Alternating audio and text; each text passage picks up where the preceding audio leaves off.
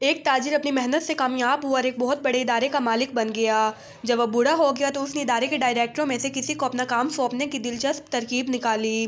اس نے ادارے کے تمام ڈائریکٹروں کا اجلاس طلب کیا اور کہا، میری صحت مجھے زیادہ دیر تک اپنی ذمہ داریاں نبھانے کی اجازت نہیں دیتی، اس لیے میں آپ میں سے کسی ایک کو اپنی ذمہ داریاں سونپنا چاہتا ہوں۔ میں آپ سب کو ایک ایک بیج دوں گا۔ اسے بونے کے 1 سال بعد آپ اس کی صورتحال پر مطالعہ کریں گے، جس کی بنیاد پر میں اپنی ذمہ داریاں سونپنے کا فیصلہ کروں گا۔ کچھ عرصے بعد سب ڈائریکٹر اپنے بیج سے اگنے والے پودوں کی تعریفیں کرنے لگے، سوائے زید کے، جو پریشان تھا۔ وہ خاموش رہتا اور اپنی خفت کو مٹانے کے لیے مزید محنت سے دفتر کا کام کرتا رہا۔ دراصل زید نے نیا گملہ خرید کر اس میں نئی مٹی ڈال کر بہترین کھاد ڈالی تھی اور روزانہ پانی بھی دیتا رہا تھا، مگر اس کے بیج میں سے پودا نہ نکلا۔ 1 سال بعد ادارے کے سربراہ نے پھر سب ڈائریکٹرز کا اجلاس بلایا اور کہا کہ سب وہ گملے لے آئیں جن میں انہوں نے بیج بویا تھا۔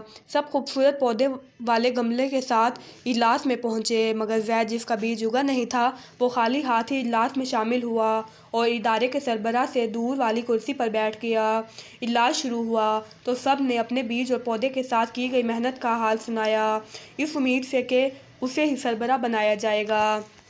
سب کی تقاریر سننے کے بعد سربراہ نے کہا، ایک آدمی کم لگ رہا ہے۔ اس پر زید، جو ایک اور ڈائریکٹر کے پیچھے چھپا بیٹھا تھا، کھڑا ہو کر سر جھکائے بولا، جناب، مجھ سے جو کچھ ہو سکا میں نے کیا، مگر میرے والے بیج میں سے پودا نہیں اگا۔ اس پر کچھ ساتھی ہنسے اور کچھ نے زید کے ساتھ ہمدردی کا اظہار کیا۔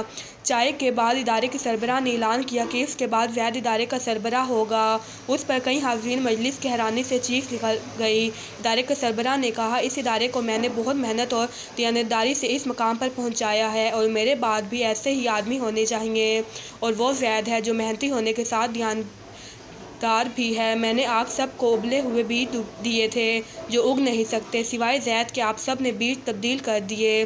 اے بندے، مت بھول کہ جب کوئی نہیں دیکھ رہا ہوتا تو پیدا کرنے والا دیکھ رہا ہوتا ہے، اس لیے دیانت کا دامن نہ چھوڑ۔ تو فرینڈز، اگر آپ کو میری آج کی ویڈیو پسند آئی ہے تو میری ویڈیو کو لائک کر دیں، میرے چینل کو سبسکرائب کر دیں، ساتھ لگے بیل آئیکن کو پریس کر دیجیے گا اور آل پر کلک کیجیے گا تاکہ آنے والی ہر نئی ویڈیو کا نوٹیفیکیشن آپ تک پہنچ سکے۔ Thank you.